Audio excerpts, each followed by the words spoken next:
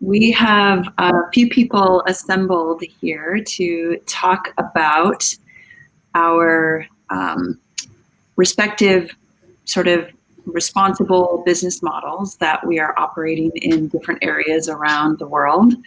And I do want to make the distinction that I think all of the ethical gem suppliers who are actually showing at the this current virtual gem fair actually all have their own unique model. We just had to, for time's sake, kind of pick and choose a few to actually kind of dig into just a little bit. But I think all of the suppliers who are actually showing this morning or showing today have a specific approach, a specific model, and kind of their own philosophy and ethics that we kind of discussed a little bit yesterday. But I encourage you to go to everyone's table and talk in a little bit more depth about everyone's model, because everyone is kind of a unique and distinct example of kind of ways that we can operate in the gemstone world and take into account kind of the entire supply chain. So with some transparency. But here we have a few of us assembled to kind of talk a little bit about our respective models. And I think maybe Eric, since you have been doing this for a little while, I'm not going to allude to any number of years or decades, but I think it would be nice to kind of hear from you a little bit about your approach and what you're doing currently, and maybe even a little bit how it's changed over the years, but just a little outline of kind of how you approach your sourcing and what you're looking for. Maybe I think what I'd love for people to get out of this is a little bit of the bullet points and structure of like how we're approaching these things. Right. Yeah, I put mine down in the bullet points since I want to make sure everybody's got time to explain how they do things. And we all do things a little bit differently. Well, we maybe don't, but a number of us do at least. And so anyway, I'll just start right out. A couple of decades ago, we wrote our protocols, and that document, which we try and get updated every year, and we are in the process of updating it again. It is about 20 pages, and it lays out the policies that we have to make our decisions on. So we have this written document that if we're going to look at a new supplier, if we're going to look at a new way of talking about our product, anything like that, it needs to fall within this document parameters. We can't just say, oh, wow, here's a great parcel of rough at a good price, we're going to buy it and cut it. That would not meet our protocols. Even if it was something we really needed, we would have to pass on that. So that's the first part. The second part, in working, we'll talk about mining specifically here, with different miners. Usually they approach us with some sort of product that they think is interesting or worthwhile. And if we believe it is, quite often they don't have the money to even get started. So you've heard about grub staking here in the West, during gold mining processes. We will often put up money to help them get started. It is not something that they pay back. Hopefully they get some material that we can actually utilize. But if nothing comes about it, then it's not a loan to them. It's just, a part of our cost of doing business. So that's sort of to help some of the miners get started. Others are already going. Then we sit down and talk to them about our supplier commitments and goals. And if they are at least looking in that direction or willing to work in that direction, then we look at how we could bring them into what we do. One of the elements that it's not always the case, but we try and utilize mine run, or if you were a iron ore miner or a coal miner, something, you'd call it mouth of mine run, which means that you have this range of qualities. Most mines, if you're lucky, it'll produce 5% gem quality. The other 95% is all sorts of other qualities, from some things that you don't even know how to deal with to some that are interesting if you can do some creative work with them. We do this because, number one, it's more interesting to us. Number two, it helps miners, if they can use those secondary materials even to pay for their expenses to keep going, that makes a big difference on whether they can have a profitable operation or not. So we at least look at mine run and see if there's a way that we can experiment with it, whatever, and try and come up with some products that make some value to that material also. And then we do have quite a bit where we work on community projects, especially when we're quite involved in the area. We will work with the community and set up a community committee. In Malawi, it was the Nzanzo District Development Fund. And that was just local people, one representative from the mining, from our group, but the rest was local people, and they would help decide what were the priorities for their community in community development. This would have nothing to do with the mine. And then we work here, both from our sales, but often partnering with retailers that would like to, be part of making the difference, where we actually then look at the priorities set by the Community Development Fund and then try and find ways to help fund it. And when we do that, it's always partnering with the locals. It isn't that we just send money and build it for them. They are directly involved in building it. If they are directly involved, there's a lot more commitment on their part also. And probably the most recent one is one of the schools that we built in Africa. I don't know what they call them there, but I'll call it a hurricane. Came through, ripped the roof off the school. Because of COVID, the government has no money to fix the school. It's the rainy season. So one of the manufacturers we work with and us partnered to do a promotion to raise additional funds, and they're rebuilding the roof now.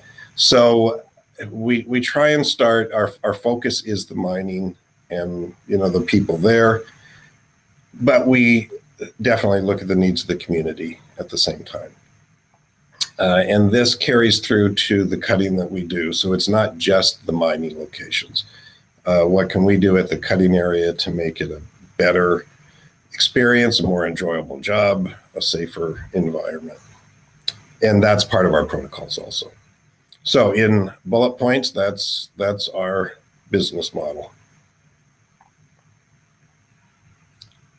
And then Susan, I guess we can turn it over to you since you're next in line on my screen. Okay, great. So I'm representing Virtu Gem here, and my two other founders are Monica Gachui and Jessica Hudson, but Virtu Gem sits underneath my non-for-profit, the Responsible Jewelry Transformative. And our structure is evolving. It's set, we have structured ways in that we source gems, but the way that we came about really is because there was an OECD call to action at the beginning of COVID in the minerals area that said, please everybody, private, public, everybody keep the supply chains going, keep them moving. ASM communities, artisanal small scale mining communities, are in danger of facing food insecurity and having no income. And Monica Gachui had been planning AJAC Africa, a conference in Zambia, and that summer, which was canceled. And I was going to go over and, of course, hopefully many of you were as well, and will when this opens up, and speak there about responsible gem sourcing and responsible jewelry trade. And Jessica Hudson was coming over to do mine tours. So the model began as what are we going to do for all of the vendors, all of the miners that we're planning on showing in Zambia, because now they've lost that venue. And so we thought virtual sales, let's build a website let's work through the mining association starting in Zambia, because they'd already been helping with organizing the conference. And let's take those traders that were coming from all the different African countries and have them have a website. We began in Zambia, and we ended up getting a grant from the World Bank, EGPS, Extractives Global Programming Support, which was 3 months for Zambia. We'd already began moving into Malawi for working, and now we have Zambia, Kenya, and Malawi. So our structure is we work through mining associations directly. Any of the gems that we source, say if we source in Zambia, the mine needs to be legal, it needs to be Zambian owned, and in some cases, no foreign investors, just Zambian, and the material needs to be Zambian. So that's kind of our structure. How we are ever changing is we're doing craft code. So we're going with the next World Bank grant, because now we've had an extended one for the next 12 months. We're going to go in and do craft code, which is a mine certification standard in 4 mines, very ambitious, in Zambia, 2 in Malawi, and 2 in Kenya. So our structure is that I know there's going to be at least one other person on here that says that she's a reluctant gem dealer, but we're still not. I would hesitate right now. I think this is going to be a gemstone business. At the time, I would say it's a project. And that is because we are working as conduits to have a platform for the gemstone miners, gemstone traders, and people in the gemstone associations, gemstone cutters in source countries. And a large part of this project, really, we do have a 20% give back. That's a part of the structure. 10% comes in from miners, 10% from buyers, and that goes towards a community project of choice. We've had food drives. We've funded school fees. But really, the structure and the give back, what we're finding is we're building up the business end of the gemstone trade in source countries, and making it so that there will be hopefully sometime, a level playing field. There will be more equity in the gemstone supply chain, and that if some of this is really simple, you don't think about it ahead of time, some of it's not, just taking a photograph. We're getting gem light boxes in every country. So when somebody takes a photograph of their gemstone, it looks as good as somebody taking a photograph at any profession in Bangkok, in the US, anywhere in the world. That's bringing equity in just photos. So that's our structure, if that was structured enough to explain for everybody. But that's, I guess, the path that we're on right now. I think it's really impressive, the amount of what you've accomplished in terms of structure and in terms of defining this and kind of forging a path in the last, 15 months, maybe. It's kind of remarkable. And this is without the ability to travel or oversee some of those things kind of on a more personal level. Eric mentioned having really good, trusted local partners. And I think that that's going to be a theme through all of these, models, actually. So, but I just want to say it's really impressive, because I know when you started out, you're like, we need to help people. There's no gem sales. People, food insecurity was looming and actually, happening even as wheels were set in motion for various projects in artisanal mining communities all over the world, actually. So again, it was, I think the quick response was really impressive. I'll just say 2 things, and that's just that we couldn't have done it without Monica Gachui, who lives in Nairobi, and the trust factor that she brought in. I mean, even in the beginning, we were told you're never going to sell emeralds here because, we don't trust you, and we lost money with Americans in Tucson, or just in Tucson. But and also the structure is all Monica Gachui's brain. My brain is not as, she's thought out a lot of that, and it's been really helpful to have that. So, and of course, Jess is Just as well, working with design. jump in for a quick second. One of the things that Susan did when she started this, it was, at least in some respect, a reaction to COVID. And here in the United States, we look at it and say that, wow, we're pretty well through this. But a number of my suppliers have died from COVID just recently in Africa. It is not just over there. So it isn't, because it's getting better here, it's, what Susan's doing is still very important and applicable right now. So good job. Well, thanks. All of you I'm not the only one. You all are still moving the supply chain too. So. I just heard last week from, I helped support a women's hospital in Uganda, and Uganda has really shut down. So they've gone into lockdown, and the people immediately around this hospital are like, there's a major community spread right now of the Delta variant. So, there are many places in the world that are not out of the woods yet, to your point, Eric.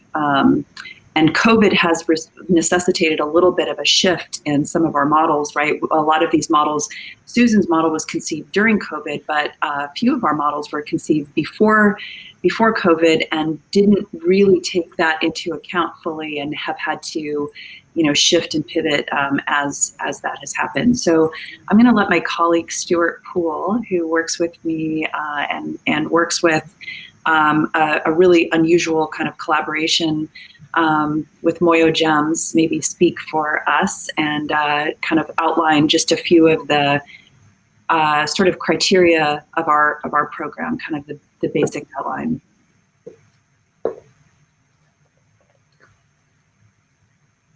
Thank you, Monica.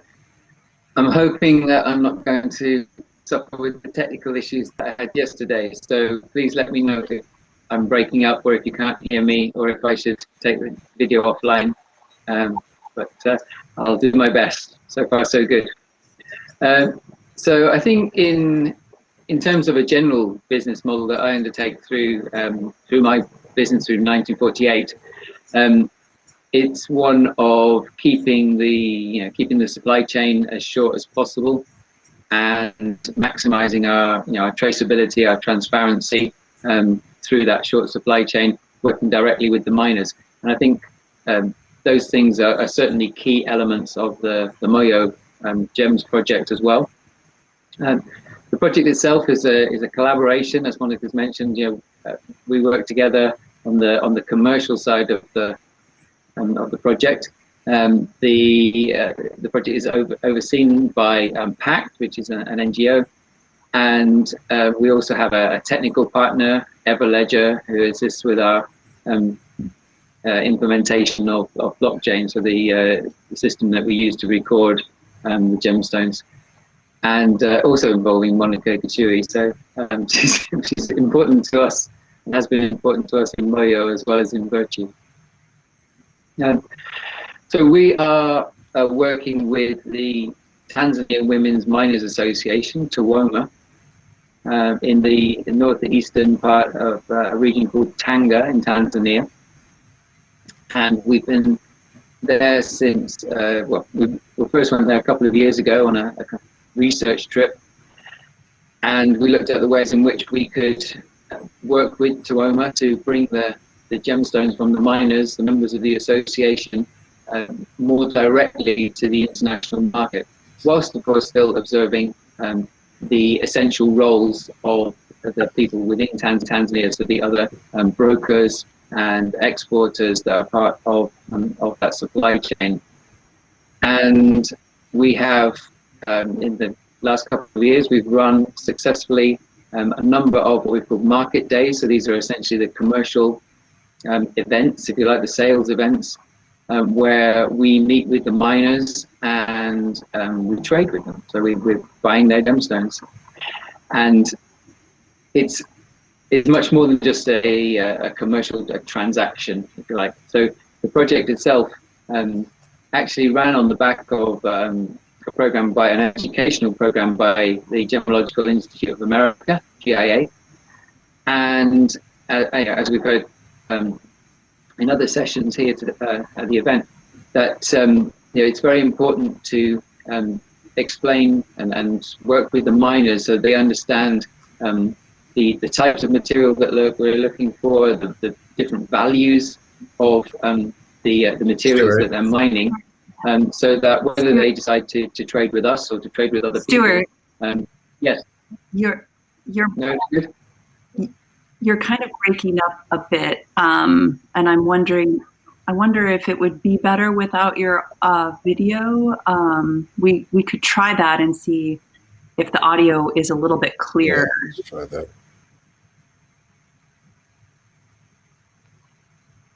Yeah, I can. Can you hear me now? Is that any better? So far, it's better. Yes.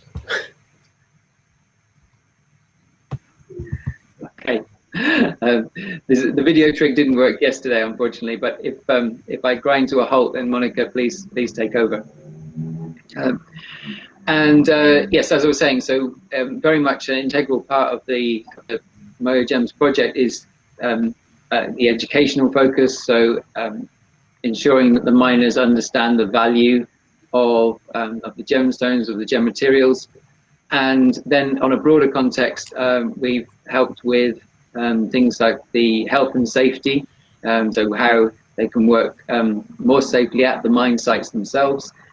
We've had a geological report done for them so that they can understand a bit more about the environment in which they're working. So there are a number of other things that constitute the program. And I think this, all of these elements come together to form what we would consider to be our business model in terms of the Moyo Gems project.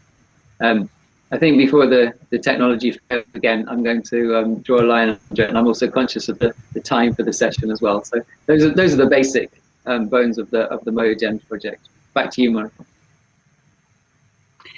Thank you for outlining our program a bit, and sorry for any technical audio issues, but yeah, the idea for Moyo was to build on that education program and to connect these very marginalized artisanal miners, many of whom are women who are members of TAWOMA, the Tanzania Women Miners Association, and connect them kind of more directly to the market. So I think that there's kind of a theme that I'm sensing with our respective models that are represented here this morning, but also, as I said, all of the ethical gem suppliers who are currently sort of exhibiting. The idea of shortening the supply chain isn't just efficiency, and it isn't just transparency, but that is a beautiful, happy byproduct of what can happen with that shorter supply chain.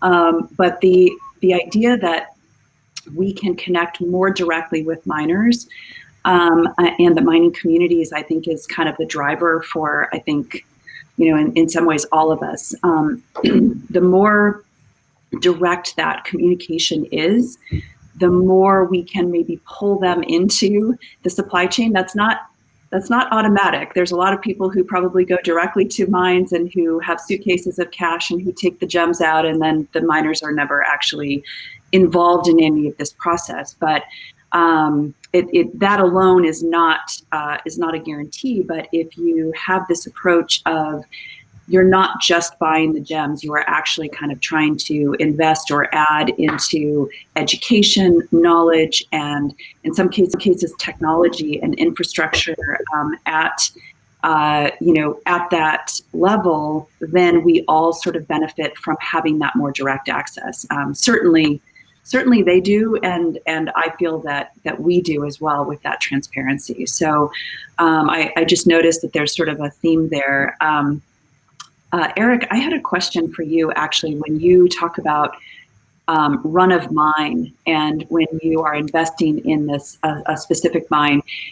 Is there a dollar figure attached to, say, like what they will eventually sort of supply to you, or you just literally kind of give them, some structure, some funding, and then you will sort of absorb what they produce?